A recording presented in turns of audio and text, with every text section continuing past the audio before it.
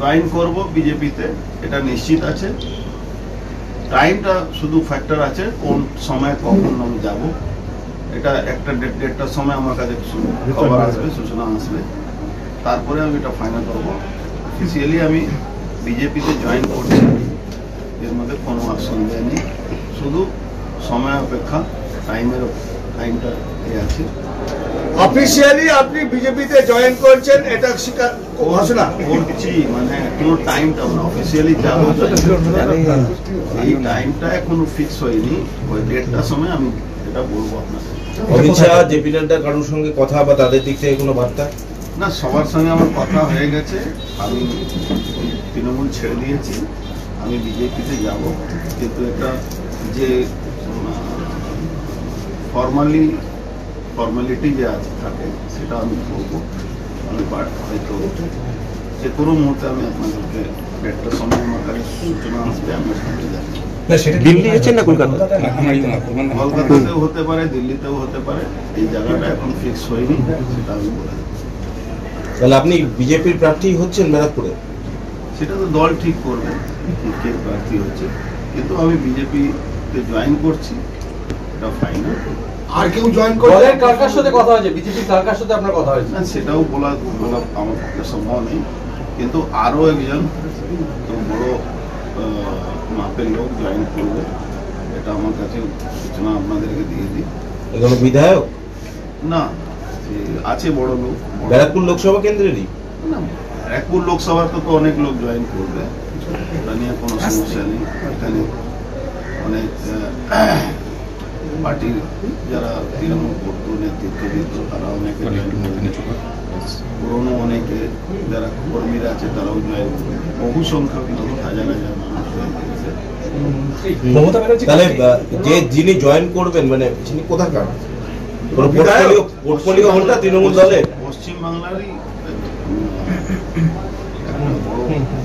লোক জয়েন করতে পারে, আমার কাছে এটাও সূচনা আছে। দলের কোনো পোর্টফোলিও হোল্ডার? নিশ্চয়ই দলের পোর্টফোলিও হোল্ডার থাকবেন, উনি কি আপনার সাথেই জয়েন করছেন? মোস্ট প্রবাবলি এটাই ঠিক হবে। তিনিও কি প্রার্থী হবেন? হ্যালো, সেটা জানি না, প্রার্থী করার আমাদের বিজেপিতে সারা দিল্লি ঠিক করে, সেন্ট্রাল নেতৃত্ব ঠিক করে, সেটা আমারও হাতে নেই, কারো হাতে নেই, সেটা সেন্ট্রাল নেতৃত্ব ঠিক করবে। আমরা দলে জয়েন করছি, এটা কিন্তু ফাইনাল, আমি বিজেপিতেই জয়েন করবো। কারণটা কি মূলত টিকিট না দেওয়া, অন্য কোনো কারণ রয়েছে? কারণের বিশ্লেষণ অনেক কিছু আছে, আপনারা সবাই জানেন, যারা বহু পুরনো কর্মীগুলো যারা ছিল তারাও টাইম আছে, এখানে কমিটমেন্ট ফেল করা হয়েছে, অনেক রকম অসুবিধা হয়েছে, অনেক রকম ফলস বলা হয়েছে।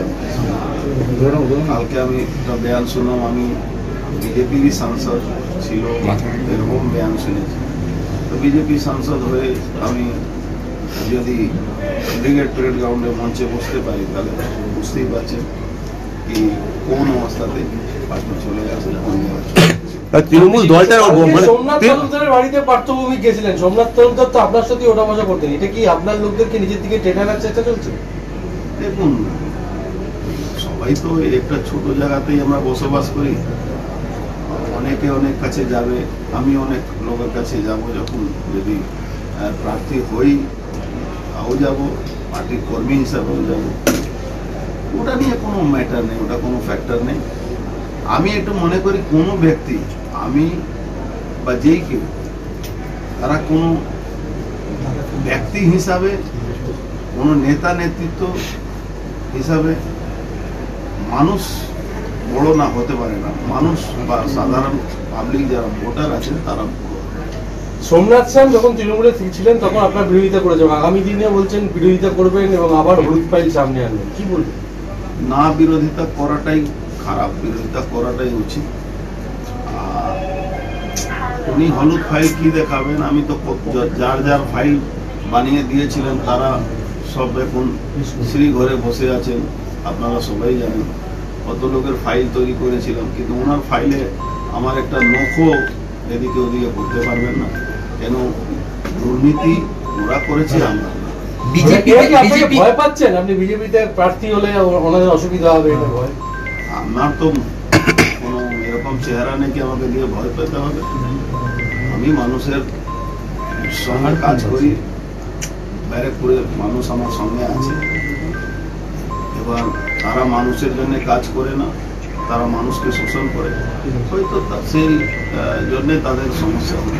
বিজেপি বারবার প্রচারে গিয়ে বলছেন আমি কাউকে মারিনি, কাউকে হামলা করিনি, আমি মাটির মানুষ, এইটা কেন ওনাকে বলতে হচ্ছে? সেটা তোমার বাড়ির পাশের লোকরাও বলতে পারবে। উনি যেখানে থাকেন তার বাড়ির পাশে কত লোক কতদিন ঘর ছাড়া ছিল, কত লোক কত কেস গেছে, এখনই নিজের থেকে ধমকাতে হচ্ছে যে তুই পার্টি বাইরে যদি যাস, তুই যদি অন্য কিছু করিস তোকে কেস দিয়ে দেবো। কারা ধমকাচ্ছে দাদা, কারা ধমকাচ্ছে? পার্থভৌমিক ছাড়া আর কে ধমকাবে? এখনই ধমকাচ্ছে। কালকে জগদ্দল থানার আন্ডারে, বাসদেবপুর থানার আন্ডারে কাউগাছি 1 করছে, সেখানে 3 জন সাধারণ তৃণমূল কর্মীকেই পিটিয়ে হসপিটালে পাঠিয়ে দিয়েছে। ওখানে 3টে ক্রিমিনাল আছে, আপনারা জানেন, ডন আছে, অনেক টিভি গণেশ আছে, এরা সব মারধর করছে, শিবু আছে। যারা মানুষকে সঙ্গে নিয়ে রাজনীতি করবে তারা তো এইসব করতে করে না। কিভাবে প্রোটেক্ট করবেন এগুলো? সেটা করে নেওয়া যাবে, অসুবিধা নেই। যারা করছে তারা জানে এই করলে তাদেরকে এলাকার মানুষ বা সাধারণ ভোটাররা ক্ষমা করবে না। মানুষ তাদেরকে ভোটের মধ্যে জবাব দিয়ে তাদেরকে। বিজেপি থেকে এখনো কয়েকজন তৃণমূলে গেছেন, তারাও কিন্তু এখনো বিজেপি ছাড়েননি। আপনি 1.5 বছর থেকে থাকার পর আপনাকে বলা হলো বিজেপির প্রার্থী, তাদের সম্পর্কে আপনি কি বলবেন? তাদের কি জ্ঞান হওয়ার, এখন জ্ঞান তো নেওয়া উচিত, কিভাবে নেবে? তাদেরকে দেখে দুঃখ হয়,